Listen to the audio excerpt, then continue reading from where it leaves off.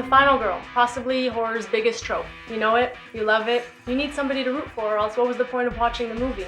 The term was coined by Carol Clover, her 1992 book Men, Women, and Chainsaws, and since then, we haven't really turned back.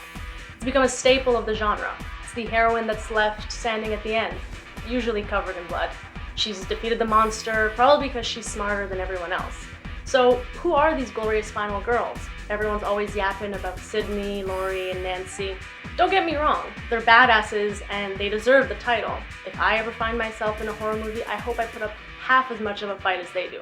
But there are other amazing final girls out there that don't get nearly as much recognition, and they also deserve your praise. Coming in at number 6, we have Erin Harson from the 2013 home invasion staple, You're Next.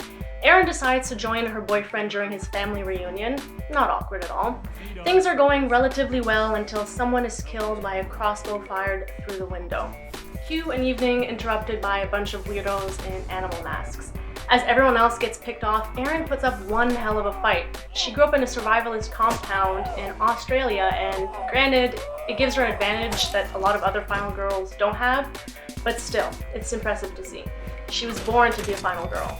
She's a final girl on steroids, if you will. Most of them usually survive based on luck or very basic fighting skills, or due to their attacker's own stupidity, but Erin is a killing, fighting machine.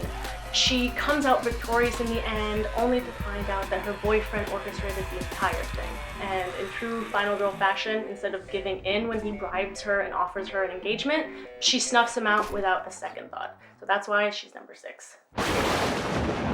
Coming in at number 5, we have Sarah Bailey from The Craft, the 1996 version, because we're not going to talk about the remake here. Now, you might be saying to yourself that The Craft isn't your standard slasher or even a horror movie, but honestly, is there anything more terrifying than being a teenage girl in high school? Unlike other cheesy 90s teen movies, The Craft tackles issues like rape culture, misogyny, and racism. So who's the final girl up against? Instead of having to fight off monsters or knife-wielding maniacs, Sarah has to fight off her coven members and former best friends. Things are fine until the climax when they decide to turn on her for trying to bind their powers.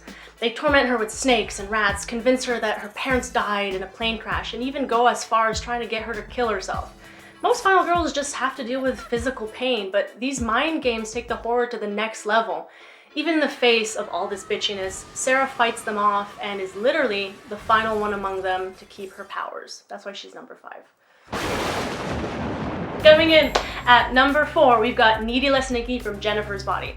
This is an all-around underrated movie, and all of you out there owe Diablo Cody and Megan Fox a huge apology.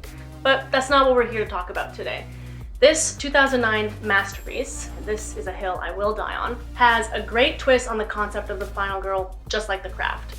Instead of the monster being some masked weirdo who doesn't get enough sun, it's your super hot best friend. Granted, that friendship is a little codependent and toxic, but she's still your friend. Needy stays true to her namesake for most of the movie, but in order to survive, she does end up killing her best friend after all.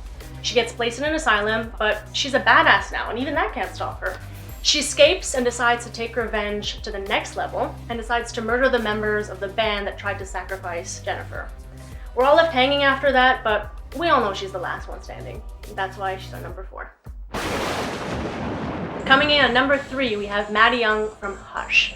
Maddie is a young author who lives self-isolated in a cottage in the middle of the woods. She's basically the perfect victim because of her isolation. The film follows her struggle to survive against a masked crossbow-wielding psychopath who attempts to break in and kill her for his simple amusement.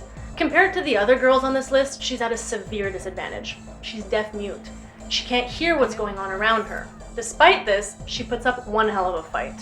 She climbs up the trellis on the side of the house, attempting to run from the killer. She manages to steal his crossbow at one point and uses it against him. She's brave and she's resourceful. Towards the end, when she believes there's nothing left she can do to save herself, she writes on the glass with her own blood, challenging the killer to break in. She also decides to write a farewell note for her family on her laptop and describes the killer in the hopes that her death will be avenged. She's smart, she's strong, and she's cunning. What ultimately distinguishes her from other girls as well is the fact that she's not even a scream queen. Most of them are noteworthy for their guttural, piercing shrieks and screams, but Maddie can't talk, let alone scream. she never screams once. Not when she's shot in the leg with the crossbow, and not when the bones in her hand are crushed in the sliding door. However, that doesn't make her situation no less terrifying, just because she can't speak or scream. Maddie uses ASL and facial expressions to convey everything from humor to vulnerability to frustration.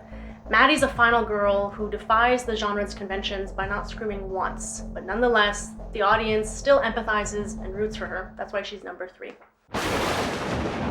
Number 2, we have Evelyn Abbott from A Quiet Place, a fantastic film about a now desolated world with humans being stalked and hunted by beings with highly sensitive hearing.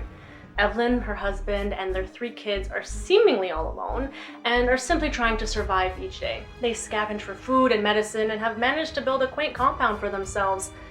Evelyn is the definition of a survivor. Right at the start of the movie, she has to witness one child get murdered, and spoiler alert, she also has to deal with her husband getting killed at the end.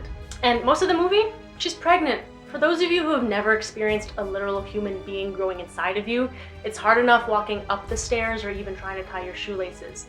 Add on top of that, trying not to get decapitated by creatures attuned to the slightest sound. Not only that, but this badass gives birth in a freaking bathtub all by herself. I cut my finger whilst chopping some veggies and I start to get lightheaded. This woman is a BAMF, and that's why she's number 2. And finally, our number 1 spot has to go to Wendy Torrance from the classic The Shining. Most folks despise Wendy, and that's for a reason. Kubrick wanted audiences to deeply sympathize with Jack, and he got what he wanted. Generations of film buffs have called Shelley Duvall's performance annoying, whiny, pathetic, and even a screaming dish rag.